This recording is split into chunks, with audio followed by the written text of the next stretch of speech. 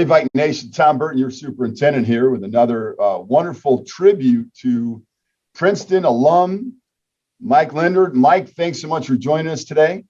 Good morning. How you guys doing? Tremendous, tremendous. Hey, Mike, we've had a great opportunity over the last several years to get to know each other a little bit. And before I ask you questions, I just want to let everybody know, one of the first times I met Mike, he was knee deep in a ditch. And he was, it sounds terrible, but actually Mike was doing great work helping Kelly Labreason with the great mural project, which I'm sure we're going to get to a little bit. But Mike, long before that, used to walk into the hallowed halls of Princeton looking at this beautiful mural. But you graduated when? 1968. 1968. I heard you guys had a great slogan, if you will. What were you known as? We were known as the Shipmates of 68. All right. All right. Hey, I see that. I see a great banner behind you. But hey, Mike, talk a little bit about your experience at Princeton and maybe a couple of things that really stand out to you. Well,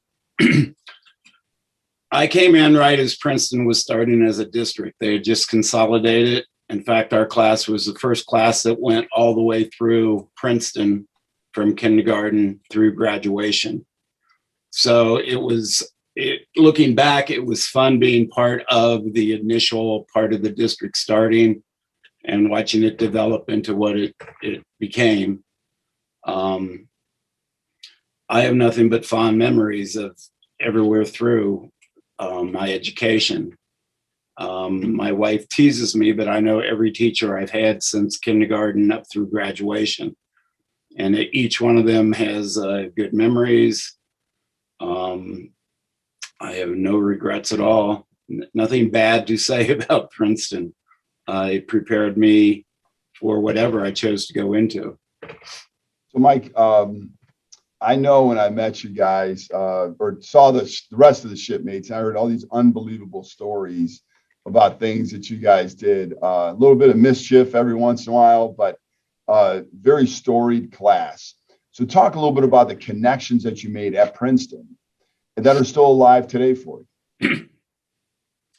I have very good friends from seventh grade on when we came together as a class.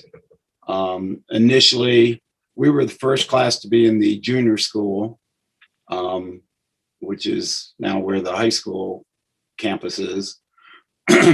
But initially it was 7 different elementary schools coming together, and there was a bit of hesitation there. We were fortunate to have Mr. Ken Hamill as our counselor in the 7th grade. He came to us in the 6th grade, introduce himself, tell us all about the new school. And fortunately, we were able to have him all the way through our senior year. We had him for 6 years. And to me, that was the thing that helped bind us all together. Having the same counselor, you didn't have to start with a new one every year. You didn't have to learn about you because he already had history on us and we had history on him. So it just made us one unified group, and it just got stronger as we went on. And by the time we were seniors, we were just a solid group. And the neat thing is that has remained. Most classes have their first reunion at 5 or 10. We had a 1-year reunion, a 3-year reunion, and then that's been going on. There's a good contingency there in Cincinnati, and they get together every month at somebody's house. At the dedication, I'd say the largest number of one group there were 15, 20 shipmates there. So we just support one another, and it's a pretty tight group. Yeah, that's great. Those connections we know are make these indelible marks in our life that really carry us through. So Mike, you graduate in 68, and then what do you do, and what took you kind of through your career? Well, my freshman year, I went to Kansas State University in Manhattan, Kansas. I had 2 loves. One was basketball and one was architecture. From 4th grade on, I wanted to be an architect. So it had a good school of architecture. and it had a good basketball program. So it'd be fun to watch. So I went my freshman year there. For various reasons, I transferred back to Miami University of Ohio and finished my architecture degree there. About halfway through, I got a bit disenchanted. So I ended up getting a double major, and the second was in education. So from that, I had two options. I could go into architecture, I could go into teaching. And both my wife and I wanted to get out to Colorado. So once we got a job out, she got the job first teaching, and they held a job open for me at a junior high, and I was fortunate enough to get that.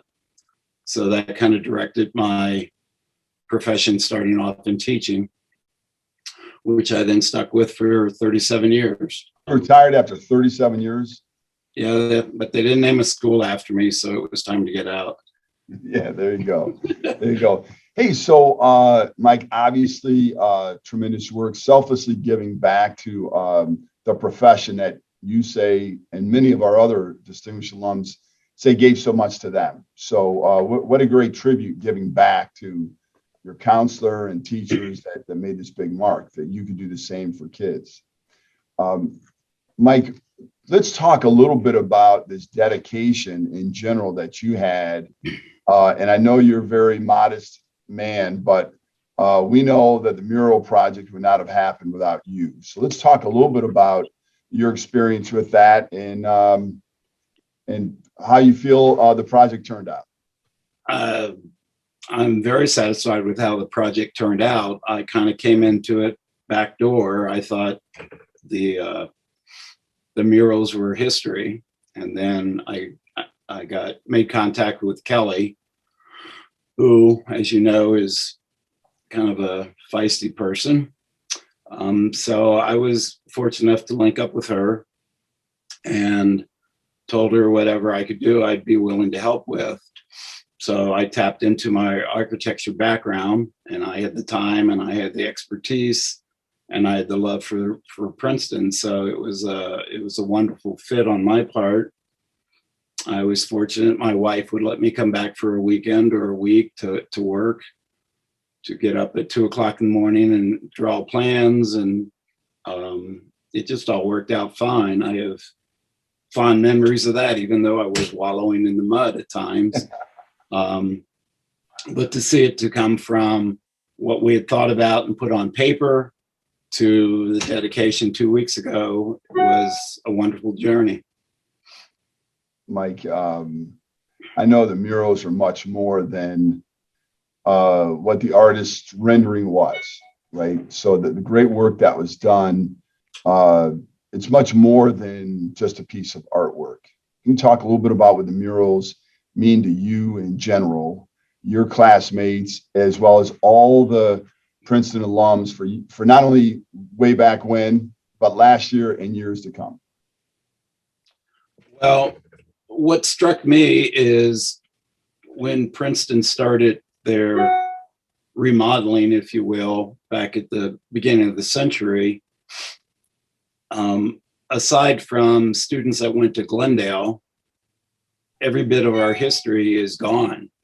Every elementary school that we know of was gone. The junior school's gone, and now the high school is gone. So as corny as it is, there's nothing to go back to. Oh yeah, I was in that hallway. So the last remaining part was saving the murals. And so that's just symbolic of that part of my life, of going through the various stages, elementary, middle school, and the high school. It's the one remaining thing that people can go back to and reminisce, put their hand on it, and, oh yeah, I remember this. And it's just a benchmark for that part of our life, is the way I view it. So, Mike, listen, I cannot wait for the 13th. It's going to be a great honor to be part of the induction, to have you come in to the Distinguished Alumni Class of 2020. Like for those people that are listening right now, Class of 2020, obviously we were dealing with COVID. So this is long overdue, but certainly it's going to be a great evening. Well, my wife and I look forward to coming back again and being part of the festivities. Well, Mike, certainly appreciate it. Mike, thanks for joining us. And of course, as always, go Vikes.